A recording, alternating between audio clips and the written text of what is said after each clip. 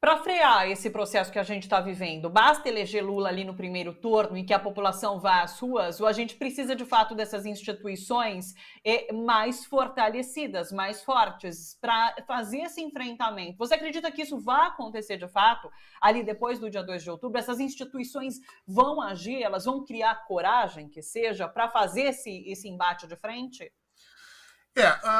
Vamos lá. Nunca se conseguiu vencer o fascismo sem violência, tá, Thalita? Em todos os momentos da história, em todos os países em que esses movimentos surgiram, ainda que eles não tenham ascendido à condição de governo, e no caso do Brasil já ascenderam, houve sempre a necessidade do uso da violência para conter esse tipo de coisa. Então nós já vimos isso, Marcelo Arruda perdeu a vida, outros companheiros e outras companheiras vão perder também até o dia da eleição, viu, gente? Isso é óbvio, não vai deixar de acontecer, e isso é o custo que os liberais aceitaram pagar quando nos colocaram nessa situação lá atrás. Tá? Então, deixe muito claro isso. Agora, o caminho que o Brasil está tomando, que as instituições brasileiras estão tomando para tentar conter Bolsonaro é um caminho que joga com um risco muito grande. O correto seria que as instituições assumissem um papel agora, esse papel para o qual elas são pagas e mantidas, que era o papel imediatamente de convocá-lo a todos os fóruns e as possibilidades possíveis, exigindo dele retratação imediata e, no limite, proibi-lo de continuar, inclusive exercendo o cargo de presidente, e proibindo ele de continuar, de se candidatar. Para isso, nós precisaríamos ter um PGR à altura desse pacto, nós precisaríamos ter uma Câmara também à altura disso, nós precisaríamos ter a Constituição rígida intacta, ela não tenha sido destruída, desmembrada e depois colada com super bonder, como o STF fez no caso do Lula e no caso de tudo. Nós precisaríamos ter um desenho institucional muito mais sólido do que nós temos aqui. Então, esse caminho, as instituições brasileiras não têm coragem nem capacidade de tomar agora. Então, elas estão jogando.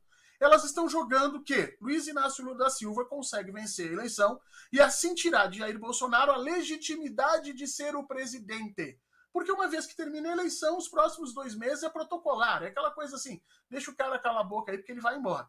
No momento que isso acontecer, elas se organizam para agir, porque daí elas passam inclusive a ter legitimidade por cima dos militares. Porque o argumento dos militares hoje é: nós vamos defender Jair Bolsonaro porque ele foi eleito pelo povo. E a verdade é: ele foi eleito? Foi eleito. De que forma? Com a ajuda das instituições liberais, fraudando a eleição passada com todos os disparos de rede social que nós sabemos e tudo mais. Mas eles entregaram para Jair Bolsonaro o argumento. Então as instituições estão com medo. Agora, uma vez que a eleição termine, esse argumento militar cai por terra, né? E aí se pode, efetivamente, através de um crescimento na legitimidade dessas instituições, estabelecer uma linha de controle de Jair Bolsonaro. É isso que eles estão hoje apostando. E é isso que Jair Bolsonaro sabe que vai acontecer. Portanto, tudo que Jair Bolsonaro vai fazer é contra as eleições. Ele não vai permitir que elas aconteçam. E nós temos que parar de ter o sonho que se a gente fingir que ele não está fazendo nada, ele vai embora. As pessoas acham que Jair Bolsonaro é que nem pesadelo, né? Eu vou fingir que não está acontecendo nada e isso aqui vai sumir. Não é. Ele realmente convocou uma comissão, uma reunião para falar com os embaixadores, para destratar todos os poderes brasileiros, para abrir toda a forma como ele entende a justiça brasileira, o judiciário brasileiro, se colocar como vítima e avisar: vou dar o golpe, isso não vai ser aceito por ninguém. É bom que as pessoas comecem a acordar para isso. Nós vamos precisar, de alguma maneira, Thalita, botar o pé na rua, porque senão as instituições brasileiras não vão fazer nada. Botar o pé na rua para que Bolsonaro não mele as eleições, porque essa vai ser a meta dele, né? Esse é o objetivo dele, é a única forma dele se manter vivo, solto, e quando eu falo vivo, eu estou dizendo como agente político, tá? Não falo aqui absolutamente nada contra a vida de Jair Bolsonaro, mas vivo como agente político. Ele é um cadáver democrático hoje. Jair Bolsonaro, ele não existe no mundo da democracia. Jair Bolsonaro hoje, em termos nacionais, não se elege por absolutamente nenhuma forma. Então, o único jeito dele conseguir manter o poder que lhe alimenta e que lhe permite caminhar e viver a vida que ele achou que deveria viver como chefe do grupo militar. Veja, uma coisa interessante que eu queria que as pessoas notassem. Veja que ontem ele falou como chefe dos militares e não como presidente da República. Ele tem um sonho, ele como militar frustrado, afastado, né? Ele tinha um sonho de mandar nas Forças Armadas e ele sabia que nunca ia resolver, nunca ia conseguir realizar esse sonho. E aí ele vira presidente e consegue fazer isso. Então hoje ele faz questão de falar isso o tempo inteiro, de pisotear nos militares o tempo inteiro. Ele fez isso ontem, né? Por que quando ele vai dizer assim, por que nós estamos fazendo isso? Porque fomos convidados pelo TSE para nos manifestarmos sobre a eleição, numa grande bobagem do ministro Barroso, diga-se de passagem, né? E que agora ele está usando. Mas veja, ele fala como chefe das forças militares, como comandante militar e não como presidente da República, né? E ele confunde efetivamente a função dele com o cargo dele. Ele confunde o que ele é como pessoa com o cargo para o qual ele foi eleito. E essa confusão é tudo na cabeça de Jair Bolsonaro. E por ela, ele vai efetivamente usar todos os meios para que a eleição não aconteça da forma como ela está. Se ela tiver que acontecer como ele acha que deve ser, ou seja, com um papelzinho onde ele pode fraudar, que os militares levem as urnas para contar em casa, de repente, aí ele permite. Agora, da forma como está, não vai acontecer a eleição. Fernando, eu fico muito encafifada, né, tentando entender os posicionamentos de Augusto Aras, mas principalmente de Arthur Lira ali na Câmara. Porque ele dá esse apoio cego a Jair Bolsonaro, de fato não contando, de repente, com um processo eleitoral. Porque se esse processo acontecer e Lula ganhar, o diálogo ali entre Lula e Arthur Lira não se fez, não se deu. Então ele perde muito com a eleição de Lula também, né? Então talvez esse apoio cego a Bolsonaro é de fato pura conivência, né, com o presidente nesse momento. Como que você interpreta? O que eles ganham apoiando o Bolsonaro? Arthur Lira, Augusto Aras, eles apostam todas as fichas na não realização da eleição ou na vitória de Bolsonaro? Vamos lá. O Arthur Lira é o presidente da Câmara com acesso à maior quantidade de dinheiro da história do Brasil.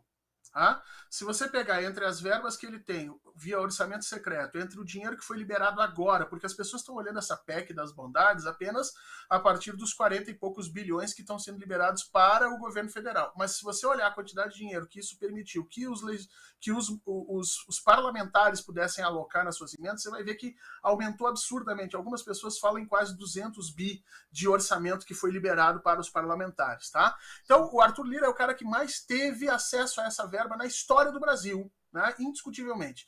E só isso permite com que ele, através de um cálculo muito pueril, muito simples de poder, que ele diga, não, me vale a pena correr esse risco até a eleição de Jair Bolsonaro, até a próxima eleição. Uma vez que haja a próxima eleição, ele, Arthur Lira, está pensando o seguinte: se eu continuar como presidente da Câmara, eu sigo fazendo esse negócio. Se eu não sair, vou para a condição de parlamentar e sigo a minha vida. E lucrei durante 4 anos uma fortuna de dinheiro que nunca eu pensaria em lucrar. Tanto é que hoje Arthur Lira consegue bater de frente com Renan Calheiros, que é o seu grande opositor político no seu estado, e de igual para igual. E a gente sabe que Renan Calheiros tem uma história política há muito mais tempo e muito dinheiro por trás dele. Como é que Arthur Lira conseguiu isso em tão pouco tempo?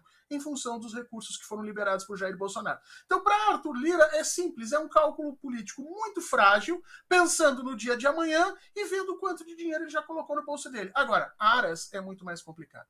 Augusto Aras é efetivamente a maior decepção desse país, porque é uma figura que efetivamente não tem acesso a essas quantidades de dinheiro, né? Porque por mais que ele esteja se tentando, e hoje os procuradores estão tentando se entregar cada vez mais penduricalhos, se não me engano, ontem eles tentaram passar uma lei aumentando em 13 mil reais o salário deles, porque eles estariam trabalhando muito mais do que antes, como se o resto do povo brasileiro também não estivesse.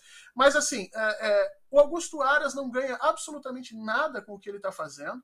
O Augusto Aras não vai ser recolocado ou reconduzido à chefia da Procuradoria-Geral. A Procuradoria-Geral, muito provavelmente, inclusive, vai ser esquecido como procurador.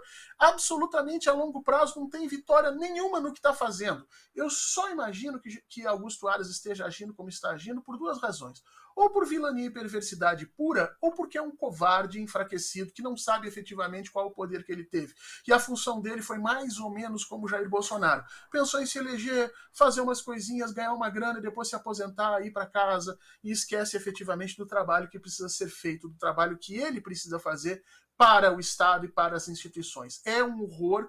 Qualquer um no judiciário hoje, inclusive pessoas que não são da esquerda, reconhecem o tamanho da frustração que é um procurador-geral da República acovardado e perverso como Augusto Aras. Que desespero, que desgraça. Deixa eu aproveitar o tempo aqui com você para comentar essas outras duas notícias que também são impactantes, né? Uma se encaixa nesse processo de destruição do Brasil por Jair Bolsonaro nesses 4 anos, que é a entrega de títulos de terra para fazendas, fazendeiros e terras que estão alocadas em terras indígenas não homologadas. Então, acho que tem tudo a ver com o que é esse governo do Bolsonaro, essa notícia, né? É triste para a gente passar a descobrir, mas não é uma surpresa. E a outra é essa questão da Caixa Econômica também, né, Fernando? Porque é um desperdício de mão de obra, de certa forma. Essas pessoas que ou trabalharam ali no governo petista ou que enfrentaram, de certa forma, Pedro Guimarães, são alocadas para gerenciar filas nas portas dos bancos. E não que seja uma função sem importância, é importante sim, mas você deixa de aproveitar uma mão de obra qualificada, né? E a gente sabe, eu já vi vários técnicos dizendo, inclusive, que a Caixa Econômica tem hoje pessoas que não têm capacidade técnica para atuar ali dentro, para gerenciar políticas públicas tão necessárias para a nossa população hoje. Então, é um desperdício, acima de tudo, de mão de obra qualificada. Então, queria te ouvir sobre essas duas notícias também. Essa é a tônica de todo o governo Bolsonaro e é a tônica do Exército Brasileiro, das Forças Armadas Brasileiras, que nós temos que repensar, né? Por que eu faço essa relação aqui? Porque Jair Bolsonaro povoou o governo com pessoas que são alinhadas ideologicamente com ele, estúpidas o suficiente para acreditar que a ideologia dele tem algum tipo de relação com a realidade, e que não tem efetivamente nenhum tipo de capacidade técnica para estarem exercendo onde estão exercendo. É exatamente aquilo que os militares fazem.